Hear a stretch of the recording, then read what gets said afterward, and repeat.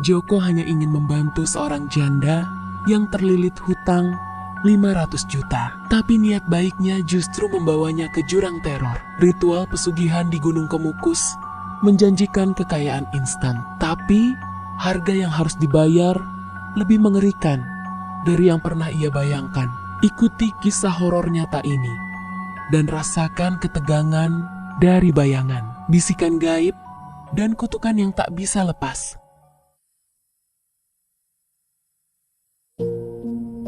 Malam itu, hujan turun rintik-rintik, suara petir bersahutan, dan angin menderu seperti bisikan gaib yang berusaha memperingatkan manusia agar tak keluar rumah. Namun, di balik suasana mencekam itu, ada seorang lelaki yang nekat mengayuh motornya menembus gelap. Namanya Joko, seorang tukang ojek sederhana yang hidup pas-pasan. Tidak ada yang istimewa darinya, selain hatinya yang terlalu mudah luluh oleh belas kasihan. Dan malam itu, belas kasihan itulah yang akan menjerumuskannya pada jalan terlarang yang tak pernah ia bayangkan sebelumnya. Semuanya berawal dari seorang janda di kampungnya, Bu Ratna. Ia wanita parubaya, masih cantik, meski garis lelah jelas tergambar di wajahnya. Hutang menjeratnya. Jumlahnya tak main-main, 500 juta rupiah. Rumah hampir disita, usaha warungnya bangkrut, dan rentenir sudah beberapa kali mengancam. Joko yang sering mengantar jemput Bu Ratna merasa iba. Setiap kali melihatnya menangis, hati Joko seperti diremas. Kalau ada jalan keluar, apapun akan kulakukan. Bu, ucap Joko suatu malam setelah mengantar Ratna pulang. Ucapan sederhana itu ternyata jadi awal dari malapetaka. Kabar tentang jalan cepat melunasi hutang sampai juga ke telinga Joko. Seorang penumpang ojek pernah berbisik, kalau kau benar-benar terjepit, pergilah ke Gunung Kemukus. Banyak orang yang tiba-tiba kaya raya setelah melakukan ritual di sana. Tapi ingat, itu bukan untuk orang yang penakut. Gunung Kemukus, nama itu terus menghantui benak Joko.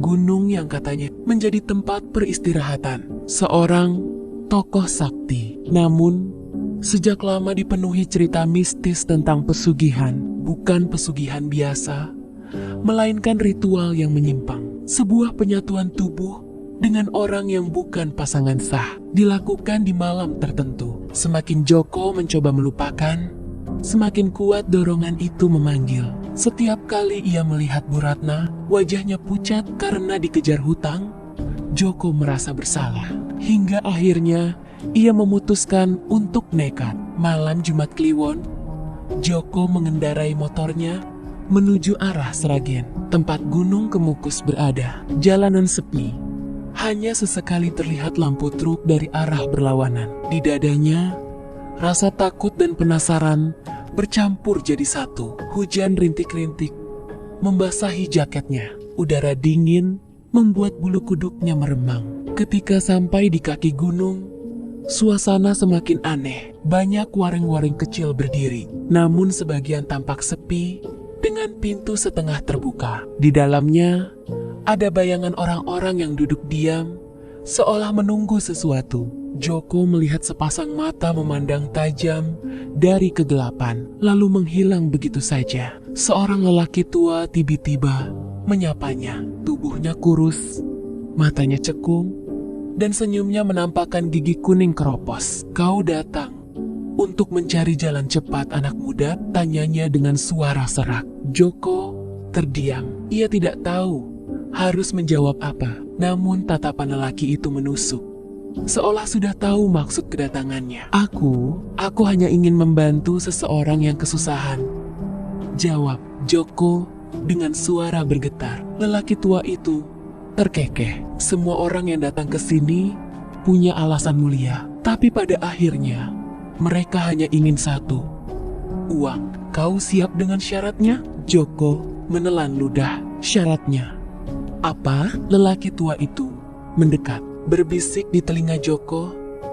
Kau harus melakukan penyatuan tubuh dengan seseorang yang bukan pasanganmu. Hanya dengan itu, rezekimu akan mengalir deras. Dan ingat, Sekali melakukannya, kau tidak akan pernah bisa kembali menjadi orang biasa. Darah Joko berdesir dingin, telinganya berdengung, seperti ada suara-suara halus yang ikut membisikkan godaan. Saat ia menoleh, bayangan Bu Ratna melintas di kepalanya dengan wajah penuh kesedihan. Kalau ini satu-satunya cara aku akan lakukan, jawab Joko, suaranya lirih tapi tegas. Lelaki tua itu tersenyum puas, lalu menunjuk ke arah jalan setapak yang menanjak ke atas gunung. Ikuti jalannya. Di atas sana, kau akan menemukan pasanganmu. Jangan menoleh ke belakang. Apapun yang kau dengar, dan jangan menolak siapapun yang mendatangimu. Dengan langkah berat, Joko menapaki jalan setapak yang remang-remang. Hanya diterangi lampu minyak di beberapa titik. Suara jangkrik bersahutan. Tapi di sela-selanya, terdengar bisikan asing yang membuat bulu kuduk berdiri. Udara semakin dingin. Namun tubuh Joko terasa panas. Dadanya berdebar seperti hendak meledak. Dan di sanalah ia melihat seorang perempuan berdiri menunggunya. Rambut panjang terurai, wajah samar diterangi cahaya lampu minyak. Tubuhnya berdiri kaku, namun sorot matanya menusuk, penuh undangan.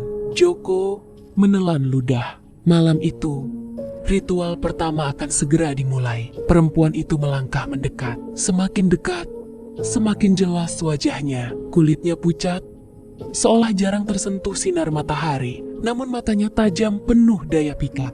Joko berdiri kaku.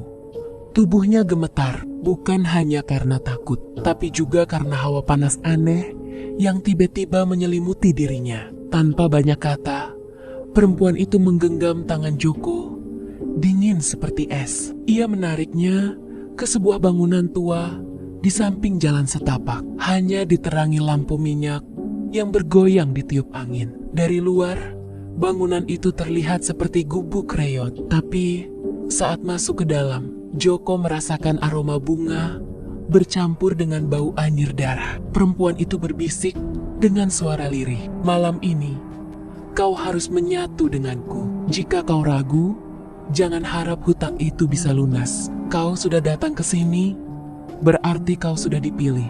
Joko terdiam. Di kepalanya, wajah Bu Ratna kembali terbayang. Hutang yang menggunung, ancaman rentenir, dan air mata janda itu. Perlahan, ia menutup mata, mencoba menyingkirkan rasa takut yang terus menghantam batinnya. Ritual pun dimulai. Tidak ada doa atau mantra yang terdengar, hanya desahan angin yang semakin kencang, lampu minyak yang berkedip-kedip, dan suara aneh seperti bisikan puluhan orang di telinga Joko.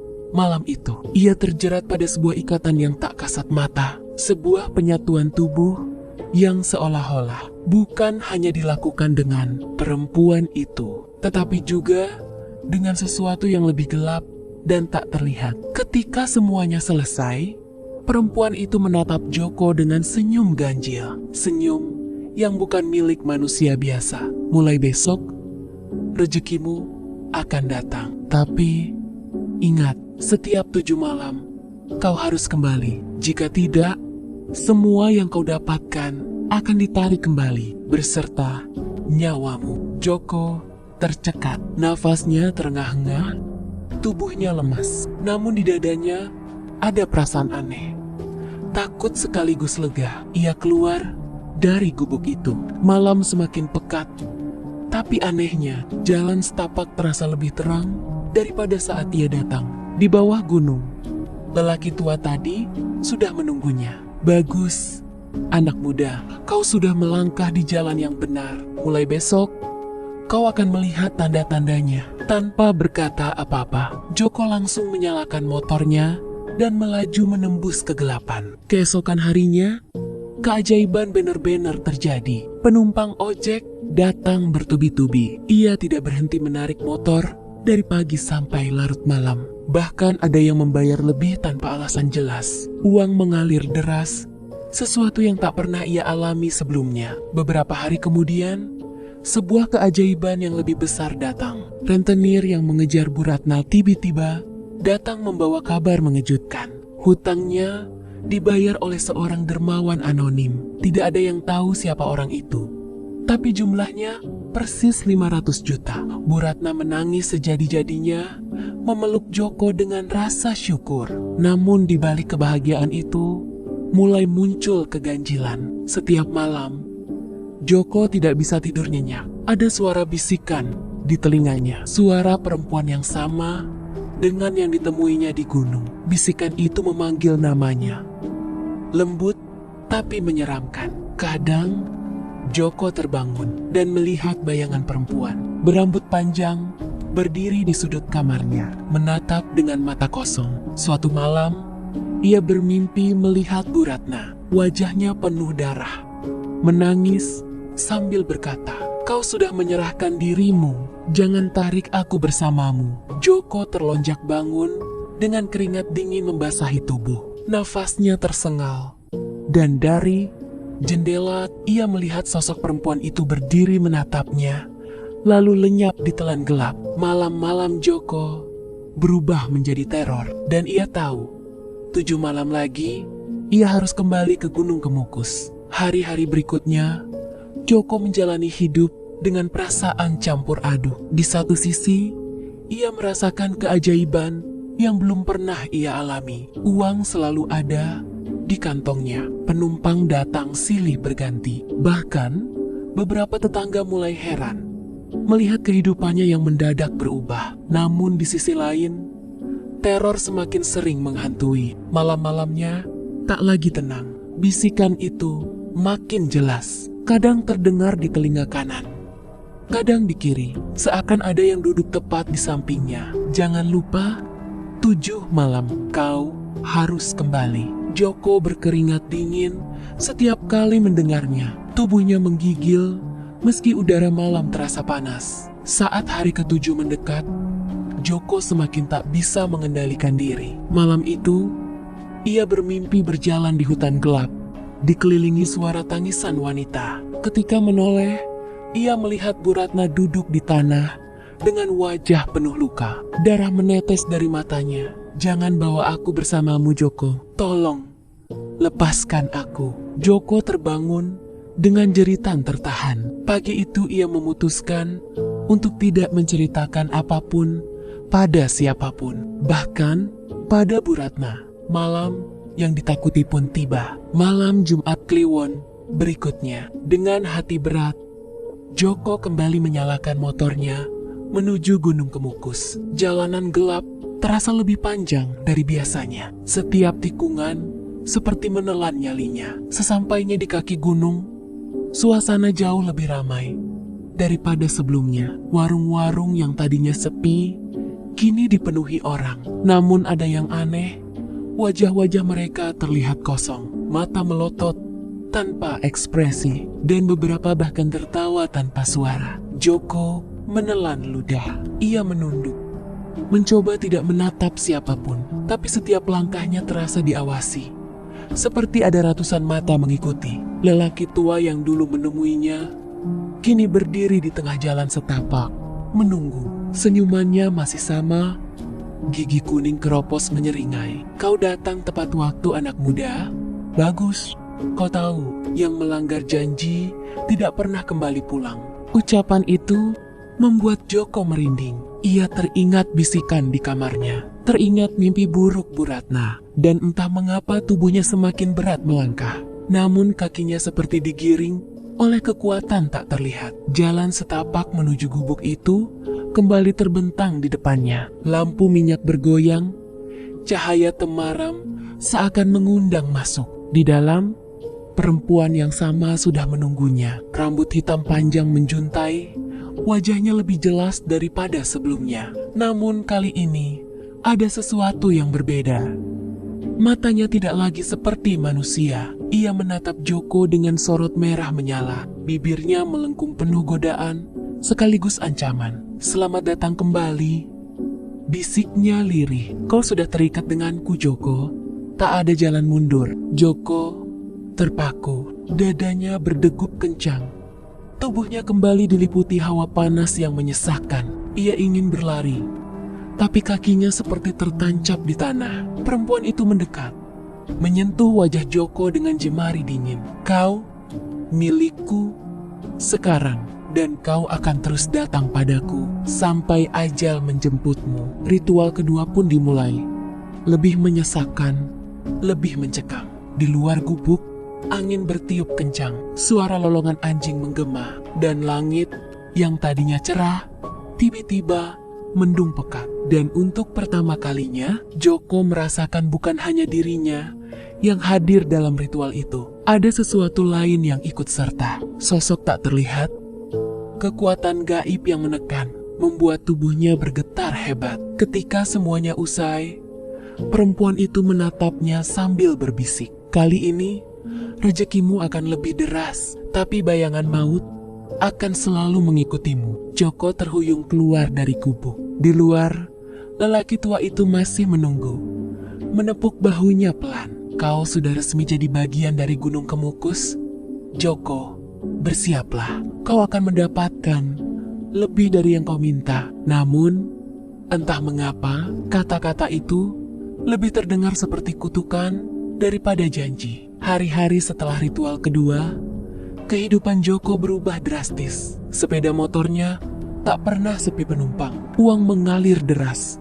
Tak hanya dari ojek, tapi beberapa orang memberi hadiah tanpa alasan yang jelas. Bahkan beberapa usaha kecil di sekitar rumahnya mulai menawari kerjasama. Semua tampak seperti mimpi yang menjadi nyata. Namun di balik semua itu, teror tak pernah pergi. Malam-malamnya tetap gelisah. Kadang ia mendengar suara-suara langkah kaki di kamar kosongnya. Kadang ia melihat bayangan perempuan berambut panjang di sudut rumah, menatapnya dengan mata merah menyala. Suara bisikan itu tak pernah berhenti, selalu memanggil namanya dengan nada lembut tapi menakutkan. Suatu malam, ketika Joko mencoba tidur, ia terbangun karena sesuatu menimpa tubuhnya. Sesuatu itu terasa berat, dingin, dan menekan dada sehingga sulit bernapas. Ia membuka mata perlahan dan melihat sosok perempuan itu berdiri di atasnya, seolah menahannya. Kau tak bisa menolak, bisik sosok itu. Suaranya bergaung di seluruh ruangan. Aku akan selalu di sampingmu. Joko menjerit, tapi suaranya seperti tersedak di tenggorokan. Ia menutup mata, berharap itu hanya mimpi. Namun saat membuka mata, sosok itu masih ada. Senyumnya kini melengkung, menyeramkan. Keesokan harinya, Joko sadar bahwa segala sesuatu yang ia terima dari Gunung Kemukus bukan sekadar keberuntungan. Setiap kali ia mendapatkan uang, ia merasa ada sesuatu yang menghisap tenaga hidupnya sedikit demi sedikit. Tubuhnya sering lemas, tanpa sebab, matanya sembab, dan ia mudah tersinggung. Selain itu, hal-hal aneh mulai terjadi di sekitar Bu Ratna.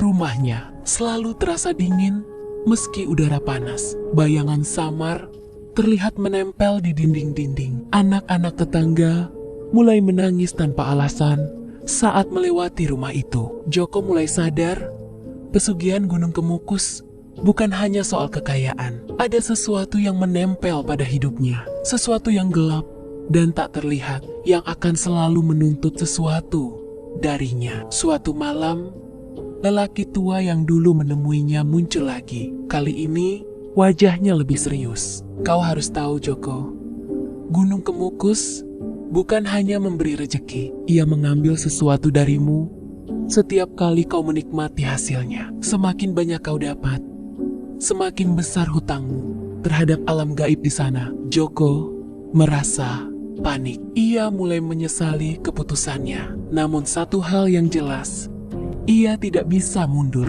Ikatan itu terlalu kuat, dan perempuan dari gunung itu selalu menunggu, mengawasi, dan memanggilnya setiap malam. Hidup Joko kini adalah keseimbangan antara keberuntungan yang tak masuk akal dan teror yang semakin nyata. Ia mulai merasakan bahwa kekayaan itu tidak sebanding dengan ketenangan jiwa. Namun rasa takut, rasa penasaran, dan rasa bersalah pada Bu Ratna membuatnya tetap menapaki jalan yang gelap ini. Malam demi malam, ritual demi Ritual malam Jumat Kliwon berikutnya, Joko kembali menapaki jalan setapak menuju Gunung Kemukus. Kali ini, rasa takutnya jauh lebih dalam daripada malam-malam sebelumnya. Setiap langkah terasa berat dan suara jangkrik di sekelilingnya berubah menjadi bisikan-bisikan aneh yang memanggil namanya berulang-ulang. Sesampainya di kaki gunung, suasana terasa lebih mencekam. Warung-warung yang biasanya ramai kini hening. Lampu-lampu minyak berkedip seperti ada yang menahan napas. Bayangan orang-orang yang kosong menatapnya tanpa ekspresi. Mengikuti langkahnya diam-diam, lelaki tua muncul di jalan setapak. Kali ini wajahnya serius tanpa senyum. Anak muda, ritual ketiga akan mengikatmu lebih kuat. Setelah ini, kau tidak lagi hanya terikat dengan Gunung Kemukus, tapi dengan sesuatu yang lebih gelap di sana. Joko menelan ludah, namun kakinya sudah berjalan tanpa kendali, seolah digerakkan oleh kekuatan tak terlihat. Jalan setapak menuju gubuk tua yang sama terbentang di depannya. Cahaya lampu minyak bergoyang diterpa angin malam, membuat bayangan di sekelilingnya terlihat menari-nari dengan bentuk menyeramkan. Di dalam gubuk, perempuan berambut panjang itu sudah menunggunya. Kali ini matanya merah menyala, bibirnya tersenyum penuh ancaman. Suasana di dalam terasa panas, tetapi hawa itu tidak menenangkan, malah menekan dada Joko seolah ada sesuatu yang ingin menelannya hidup-hidup. Ritual ketiga dimulai. Tidak ada kata-kata, hanya keheningan yang mencekam, diiringi desahan angin dan suara langkah tak terlihat. Joko merasa tubuhnya seperti ditarik ke dalam sesuatu yang gelap, sesuatu yang bukan manusia. Saat ritual selesai, perempuan itu menatapnya dengan penuh kemenangan. Mulai besok, semua yang kau miliki akan meningkat, bisiknya. Tapi ingat, setiap kali kau menikmati hasilnya, bayangan maut akan semakin dekat. Ketika Joko keluar dari gubuk, lelaki tua menepuk bahunya. Kau sudah tidak bisa mundur, Joko. Setiap malam, setiap ritual, kau akan semakin dalam terjerat. Dan perempuan itu, ia tidak akan pernah melepaskanmu. Keesokan harinya, rezeki Joko memang semakin deras. Penumpang ojek datang silih berganti. Orang-orang memberikan uang lebih. Bahkan, beberapa tetangga yang dulu sombong kini datang meminta bantuan dengan sukarela, seolah takdir memihak padanya. Namun di balik semua itu, gangguan semakin nyata. Bayangan perempuan itu muncul di rumah, menatap Joko dari jendela, dari sudut kamar.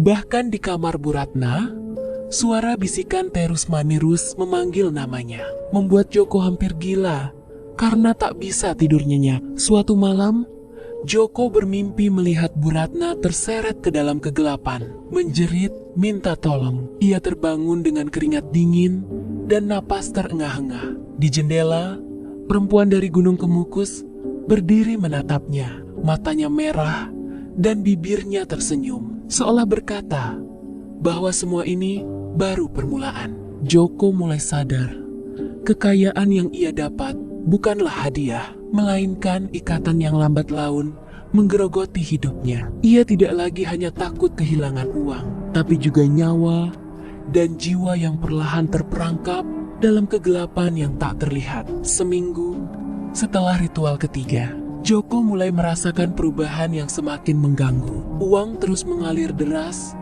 bahkan lebih banyak dari sebelumnya. Tapi tubuhnya lemah, matanya sembab, dan pikirannya sering kosong, seolah sebagian dari dirinya hilang. Setiap malam, suara bisikan itu tidak pernah berhenti, semakin menekannya hingga hampir tak bisa tidur sama sekali. Suatu malam, ketika Joko kembali dari mengantar penumpang terakhir, ia melihat sesuatu yang membuat darahnya membeku. Di ruang tamu rumahnya, Bu Ratna berdiri kaku.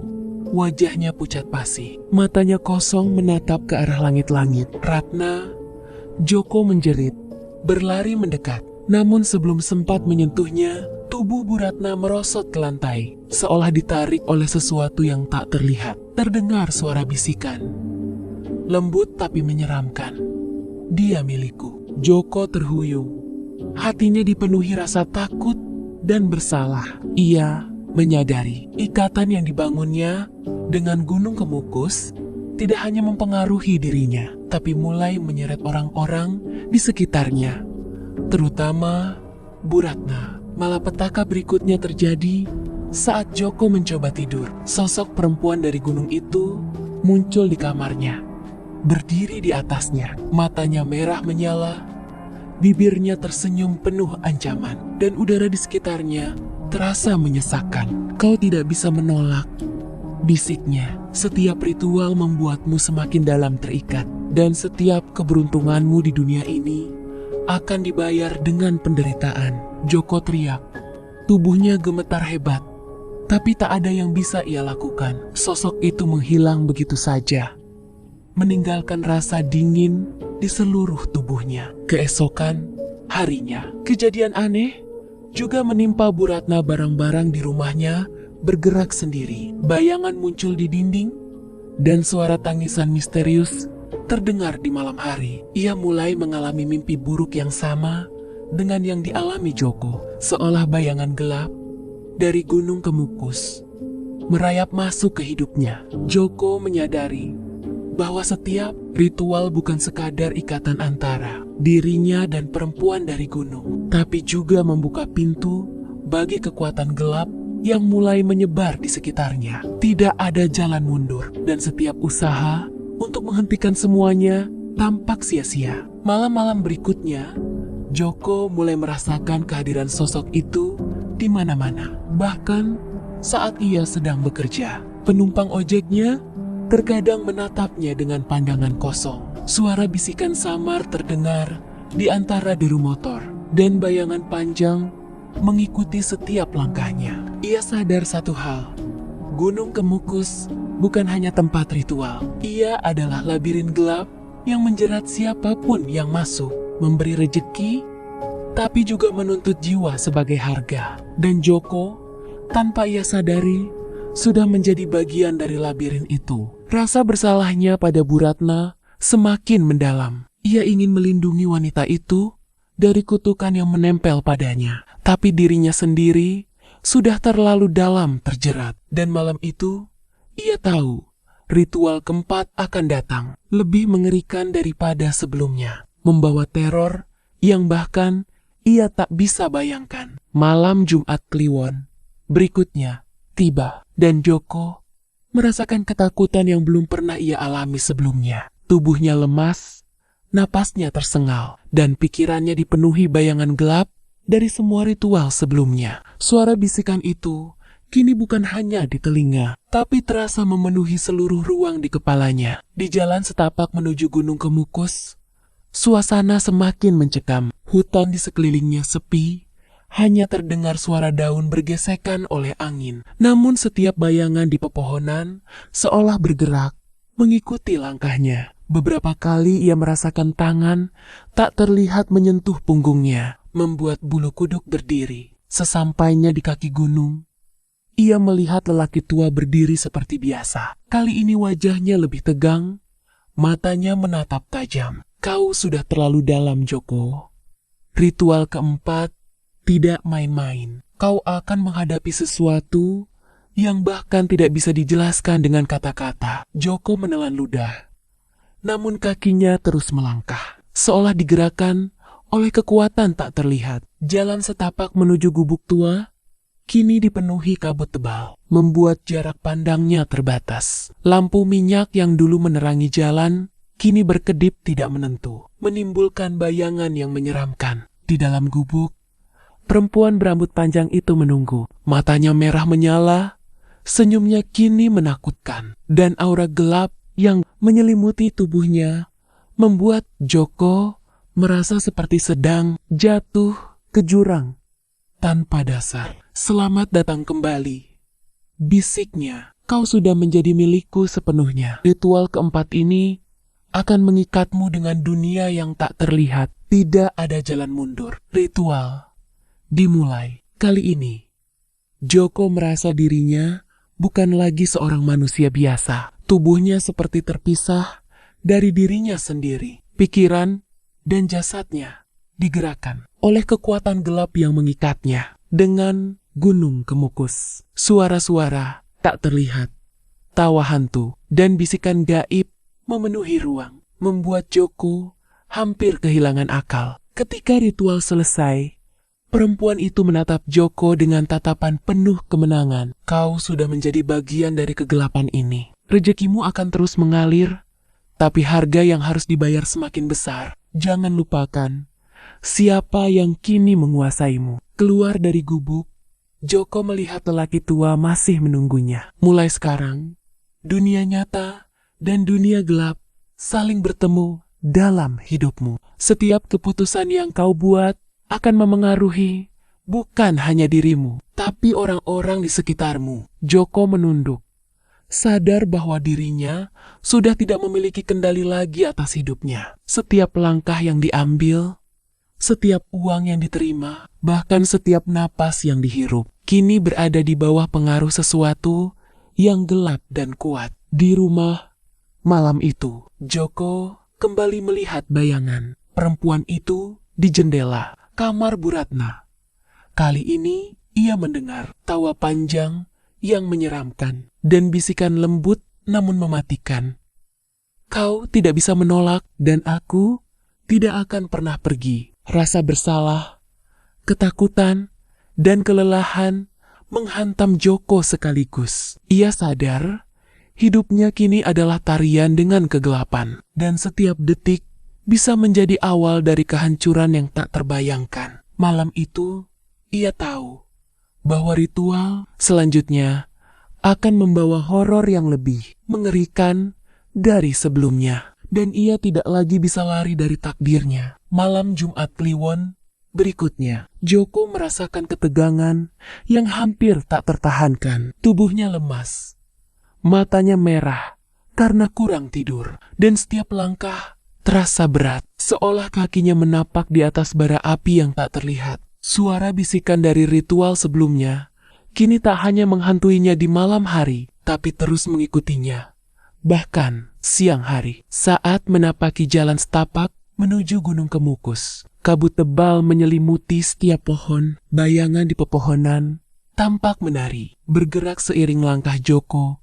Sesekali, suara tawa hantu terdengar nyaring di telinga, namun tak bisa ditelusuri asalnya. Lelaki tua yang selalu muncul di kaki gunung menatap Joko dengan mata tajam. Wajahnya kali ini tidak hanya serius, tapi penuh peringatan. Ritual kelima ini akan membawa konsekuensi yang tidak bisa kau bayangkan. Orang-orang yang kau sayangi akan merasakan dampaknya, dan tak ada yang bisa menghentikan itu. Joko menelan ludah. Ia tahu Bu Ratna akan menjadi korban berikutnya. Ia mencoba menarik napas dalam, tapi udara terasa berat dan dingin menusuk tulang. Di gubuk, perempuan berambut panjang itu menunggunya. Matanya merah menyala, senyumannya kini menyeramkan, dan aura gelap di sekelilingnya semakin pekat. Selamat datang kembali, Joko, bisiknya. Kau sudah menjadi bagian dari kegelapan ini.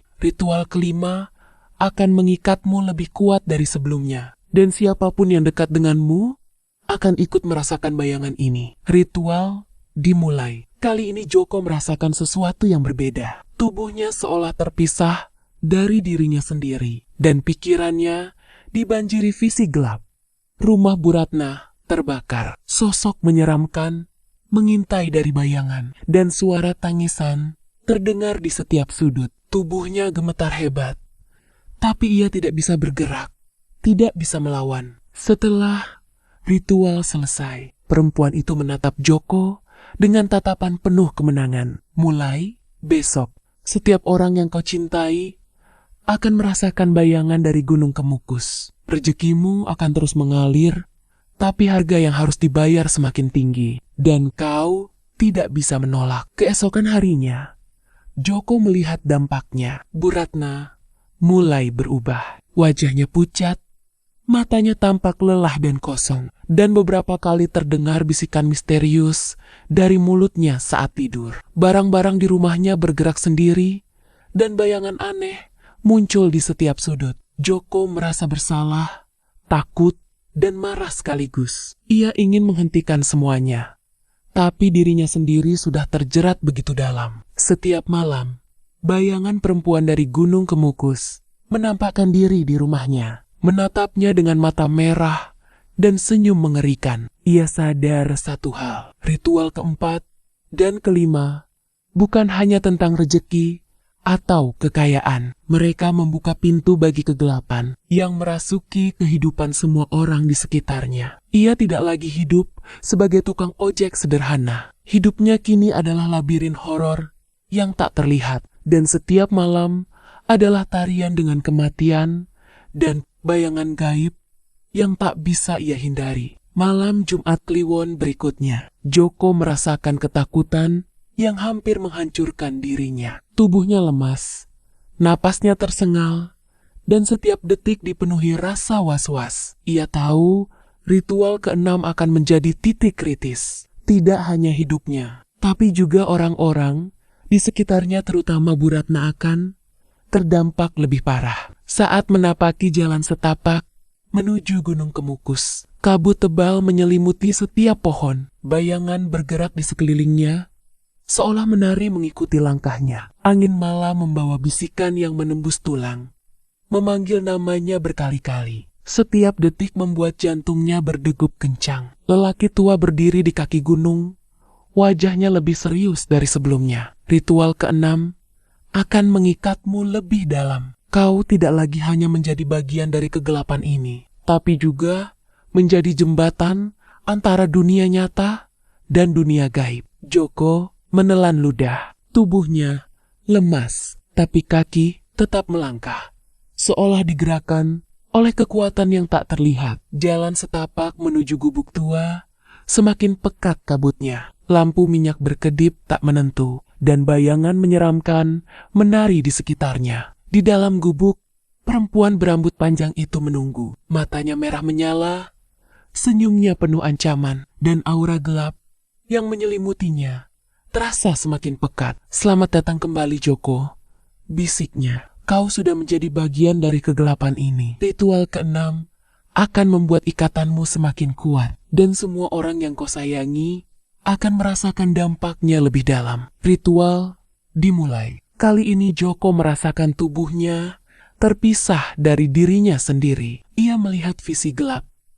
Rumah Bu Ratna terbakar. Bayangan menyeramkan menari di sekelilingnya, dan suara tangisan terdengar di setiap sudut. Tubuhnya gemetar hebat, tetapi ia tidak bisa bergerak, tidak bisa melawan. Ketika ritual selesai, perempuan itu menatap Joko dengan tatapan penuh kemenangan. Mulai besok, bayangan ini akan selalu mengikuti kalian. Rezekimu akan mengalir, tapi harga yang harus dibayar semakin tinggi, dan kau tidak bisa lari. Keesokan harinya, dampak ritual terasa nyata. Bu Ratna semakin lemah, wajahnya pucat, matanya kosong, dan suara bisikan terdengar dari mulutnya saat tidur. Barang-barang bergerak sendiri, dan bayangan gelap tampak menempel di setiap sudut rumah. Joko merasa bersalah, takut, dan putus asa. Ia ingin menghentikan semuanya, tapi dirinya sendiri sudah terlalu dalam terjerat. Setiap malam,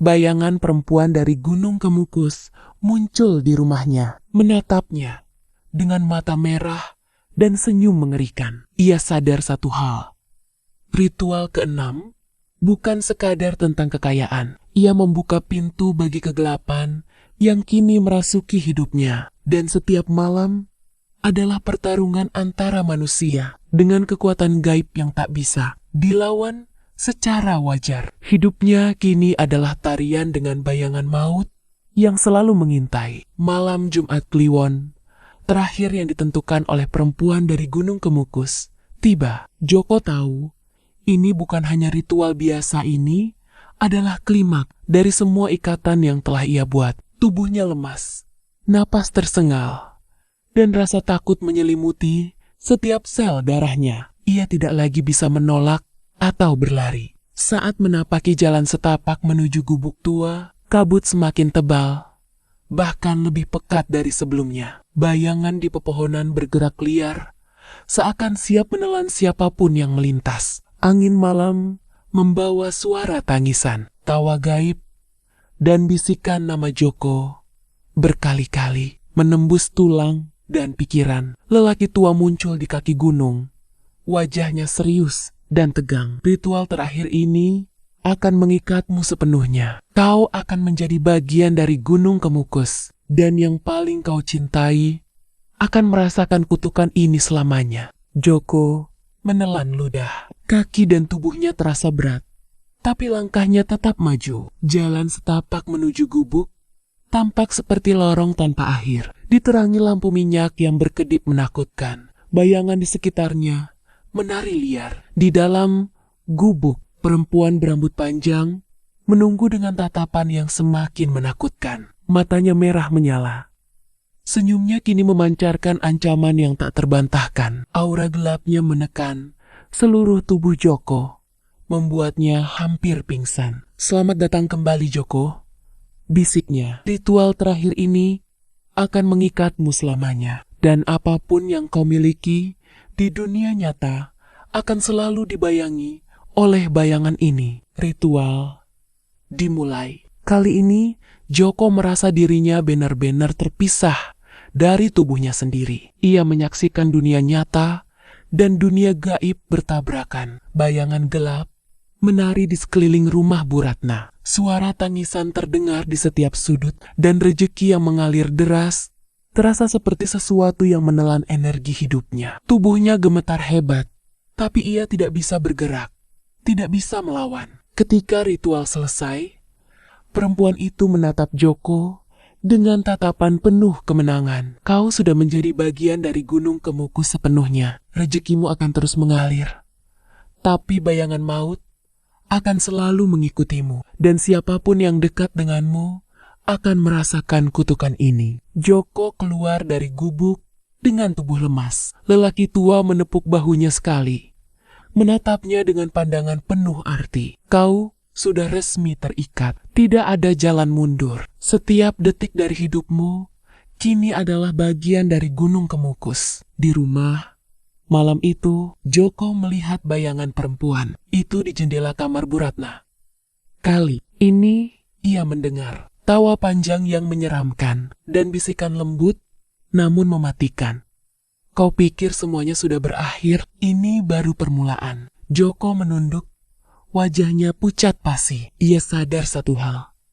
Teror dari Gunung Kemukus tidak pernah berakhir. Ritual, bayangan, dan kutukan kini menjadi bagian dari hidupnya selamanya. Rejeki yang mengalir deras hanyalah bayangan dari harga yang harus dibayar, harga yang tak bisa dibayangkan sebelumnya. Dan saat Joko menutup mata malam itu, bisikan terakhir terdengar seolah menembus ke dalam hatinya.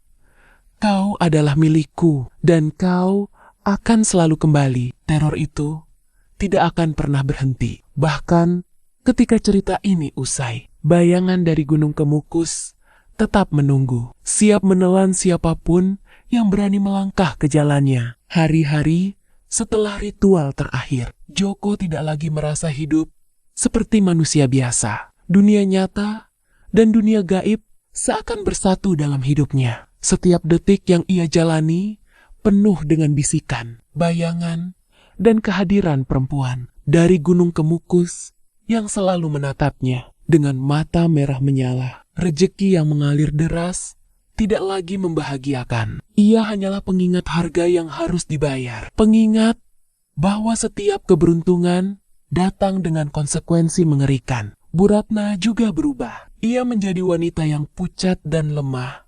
Matanya kosong seperti cermin tanpa jiwa. Setiap malam, ia mengalami mimpi buruk yang sama dengan yang dialami Joko. Menangis sendirian di rumah yang dulu hangat, tapi kini dipenuhi bayangan gelap. Joko menyadari, tanpa ia sadari, ikatan itu telah menyeret orang yang ia sayangi ke dalam kegelapan yang sama dengannya. Orang-orang di sekitar mereka mulai merasakan aura yang aneh. Tetangga mengeluhkan suara-suara langkah di malam hari, barang-barang yang bergerak sendiri, bayangan yang muncul di sudut rumah, dan bisikan halus yang memanggil nama mereka. Tidak ada yang bisa melihat sosok perempuan itu secara jelas, tapi setiap orang merasakan kehadirannya, dan rasa takut mulai menebar perlahan. Joko sendiri berubah, tubuhnya kurus, matanya sembab karena kurang tidur, dan pikirannya sering kosong. Setiap kali ia mencoba mengingat siapa dirinya, sebelum semua ini terjadi, bayangan gelap selalu mengintai, menekannya, membuatnya sadar bahwa ia tidak lagi sepenuhnya menjadi manusia. Ia hanyalah perantara antara dunia nyata dan dunia gaib, bagian dari sistem kutukan Gunung Kemukus yang tak terlihat tapi mengikat erat. Setiap malam Jumat Kliwon, bayangan perempuan itu muncul di jendela rumahnya, di sudut kamar, atau di jalan setapak. Ia selalu menatap Joko, tersenyum penuh ancaman, dan berbisik lembut namun mematikan. Kau adalah milikku, dan kau akan selalu kembali. Joko sadar satu hal yang menakutkan. Tidak ada jalan kembali. Setiap langkah yang ia ambil, setiap uang yang diterima, setiap napas yang dihirup, kini berada di bawah pengaruh kekuatan gelap yang mengikatnya selamanya. Dunia nyata yang dulu ia kenal, kini hanyalah panggung bagi teror yang terus mengintai. Dan setiap orang yang dekat dengannya akan merasakan bayangan yang sama. Namun di balik semua itu, ada satu hal yang lebih mengerikan. Rasa penasaran manusia yang tak pernah puas. Ia tahu, suatu saat nanti, seseorang lain mungkin akan datang ke Gunung Kemukus, mencari jalan cepat untuk kekayaan atau kekuasaan. Dan ketika itu terjadi, Joko tahu, kutukan itu akan menuntut korban baru. Bayangan dari gunung itu tidak akan pernah berhenti menunggu. Ia menunggu mereka yang cukup berani, cukup putus asa, atau cukup lemah untuk tergoda janji rejeki instan. Malam terus berjalan. Bulan bergeser di langit, dan Gunung Kemukus tetap diam, tapi penuh rahasia gelap. Dari kejauhan, bayangan perempuan itu menatap ke arah Joko dan Bu Ratna, tersenyum penuh kepuasan. Tidak ada kata penyesalan, tidak ada permintaan maaf, hanya janji bahwa teror ini belum berakhir. Dan saat Joko menutup mata untuk tidur, ia menyadari satu kebenaran yang menakutkan. Ritual yang ia jalani mungkin sudah selesai, tapi bayangan, kutukan, dan sosok dari Gunung Kemukus akan selalu menunggunya, mengikuti langkahnya, mengintai setiap keputusan, dan menunggu kesempatan untuk menjerat siapapun yang berani menjejakkan kaki di jalannya. Rezeki mungkin datang, tapi bayangan maut tidak akan pernah pergi. Dan begitu terikat, seseorang tidak akan pernah bisa bebas lagi.